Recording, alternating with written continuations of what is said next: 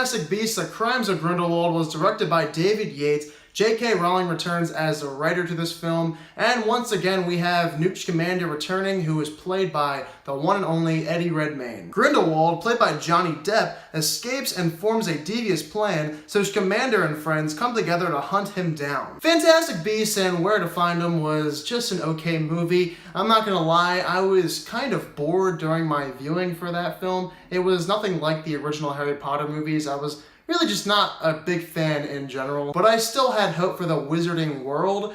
The trailer for this movie, when it first dropped, it looked like the movie was going to be much more action-packed compared to the first one, which I was excited for. All I wanted out of The Crimes of Grindelwald was for this movie to not be boring, but unfortunately, this one might be more boring than the first movie somehow. I want to begin with the positives, the things I liked about The Crimes of Grindelwald, because they are few and far between. Eddie Redmayne as Newt Scamander always kills it on the screen, and coming back here to reprise that role, I thought he was good once again. Dan Fogler, who I really liked from the first movie, also returns, and he was good again too. Easily the best aspect of Fogler's character is how he acts as that comic relief character that always provides comedy, and in the first movie he did a lot of that. In this one though, not as much. But the other thing I liked about The Crimes of Grindelwald was the wizarding elements and how there was more of that in this movie. The special effects, I think, were pinpoint on. Basically, all the things I liked from the first movie were done well again here with The Crimes of Grindelwald.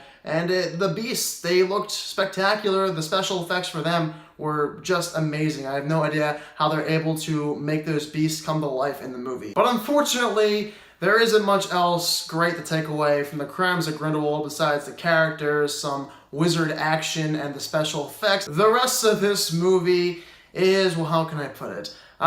Boring. Yes, very, very boring. Do you ever experience that feeling where you can't sit still during a movie because nothing is going on and you constantly tap your foot or shake your leg? Well, that's exactly what happened for me during this movie. Why is it boring? Well, the first movie, it was boring because I did not care about anything going on with the beasts and Eddie Redmayne's character trying to find the beasts around New York City. And that was the main plot of the movie, and I did not find that exciting whatsoever. This movie, though, instead, we're treated to characters talking to each other, and talking, and talking, and giving explanations about things happening in the movie. Throw in some wizard elements and special effects with beasts and a villain like Johnny Depp, and you have a movie. But this movie relied heavily on exposition and characters explaining things from the past.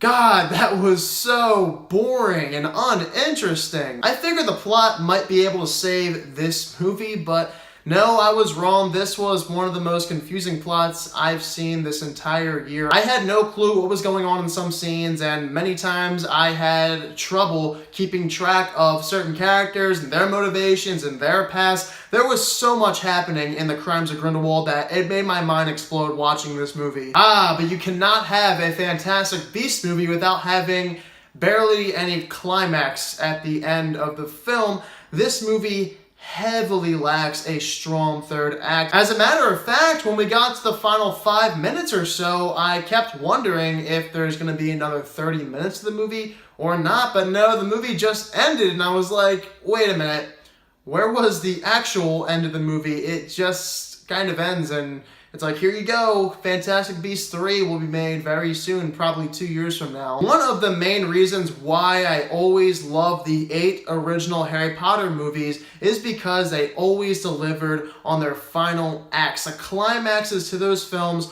were nothing short of amazing. But The Crimes of Grindelwald could not replicate anything nearly close enough to what those films did great in their third acts. Hence why I came away disappointed after watching another Fantastic Beasts movie. The plot was super confusing, so much going on with this movie's plot. The third act didn't even exist, and it did not help that this movie was extremely boring. Nothing happened in this movie that made my eyes pop and say, wow, I cannot wait for another movie in this universe. I'm giving Fantastic Beasts: The Crimes of Grindelwald a 45%. The first movie I found to be quite boring. The second one was even more boring.